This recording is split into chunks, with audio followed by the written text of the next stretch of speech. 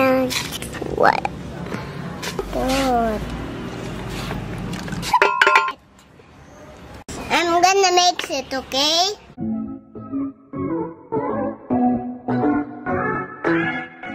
Andy Eigenman, hindi sinasayang ang pagkakataong maturuan ang kanyang mga anak habang sa probinsya sila nakatira. Kaya naman nagsusumikap si Andy na magtanim ng mga vegetables at kung ano-ano pang namumunga sa kanilang bakuran. At iba rin ang pakiramdam na sila mismo ang nag-harvest ng kanilang mga pananim. Organic ang mga ito, fresh from their garden to table. Panoorin at kung hindi pa nakasubscribe, don't forget to click subscribe and hit the notification bell to keep you updated. Ipinakita nga ni Andy ang pag-harvest ni Lilo at Kowa ng kanilang mga fresh basil, fresh from their backyard. Gagawa nga daw sila ng pesto na paborito ng kanyang mga anak. Kaya naman naisipan nila na magtanim na lang para anytime nilang gustuhin magluto ng pesto ay makakakuha sila sa kanilang backyard. At fresh na fresh pa ang mga ito at syempre siguradong organic. Kaya naman hiyang na hiyang si Andy sa pagtira sa probinsya dahil anuman ang kailanganin ay naroon lamang din sa kanilang backyard. Ivinidyo pa nga ni Andy ang pagkakataon na mag-harvest itong si Lilo at Kowa.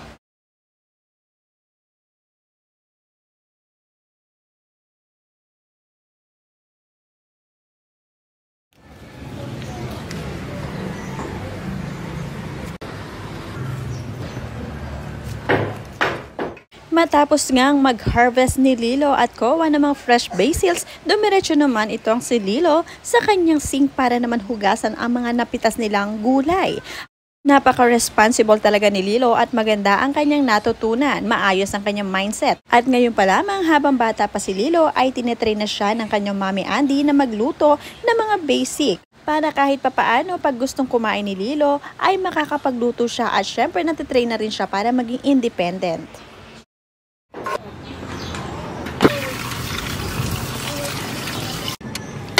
No.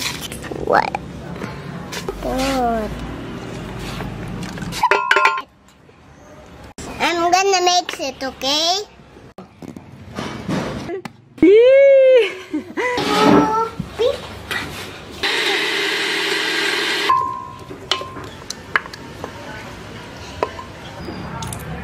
Squish.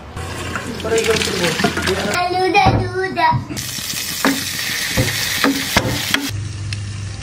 Yeah.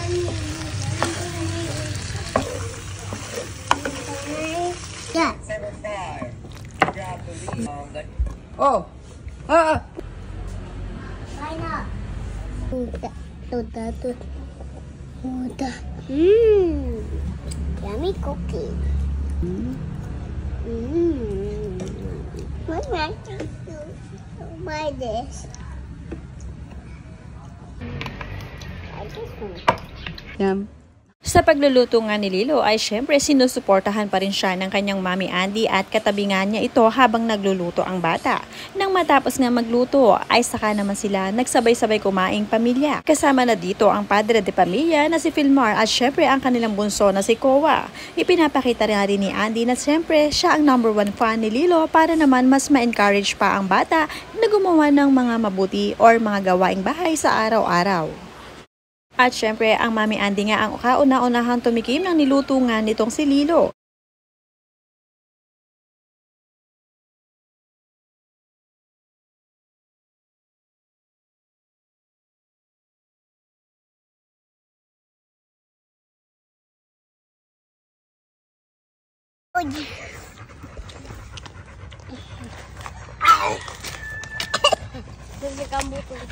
Ano, lami?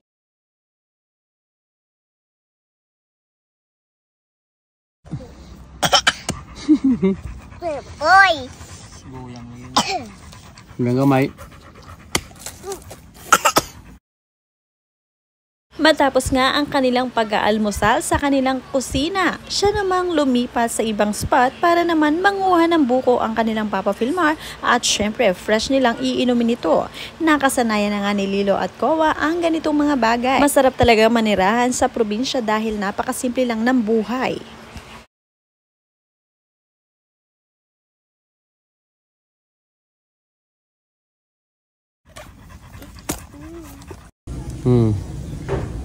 Kalamongay. For the chicken? Yeah. Yes. Okay. Yay! The white one was held because I put a big one.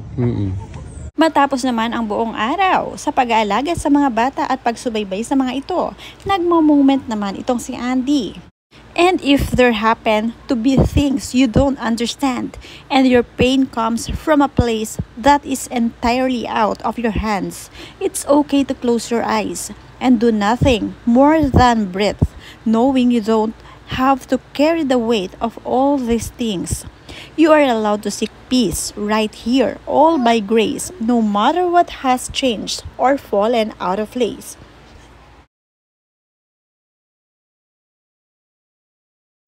I longed for open fields where the stars could speak and the moonlight dances.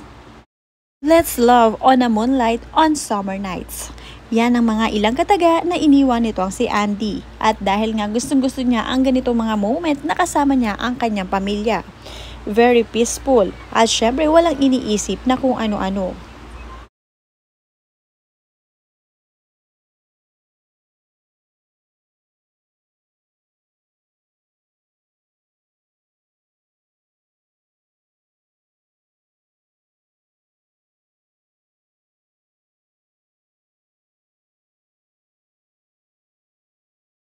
Hindi rin matatapos ang isang buong araw na hindi sila dadaan sa Katangnan Bridge kung saan doon nga ay isang famous bridge sa Siargao na sa tinadayo ng mga dayuhan. At syempre narito rin ang mga ilang bilihin, ang mga street foods, ang mga balot. Kaya naman dito gustong tumambay ni Andy dahil mahilig nga siya sa balot.